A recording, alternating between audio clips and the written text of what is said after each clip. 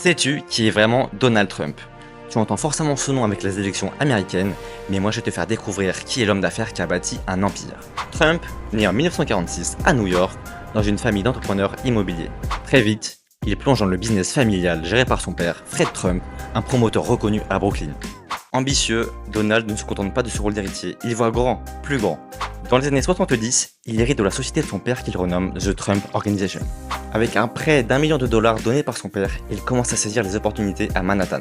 Sa première réussite est le Commodore Hotel, qu'il renomme en grand yacht, symbole d'élégance au cœur de la ville. Il enchaîne les projets ambitieux en passant par la Trump Tower, un gratte-ciel gigantesque, jusqu'au Casino Plaza à Atlantic City. Il impose son style fait de luxe et d'extravagance. Jusque dans les années 90, il diversifie ses activités, hôtels, golf, casinos et émissions de télé-réalité comme The Apprentice. Il est partout.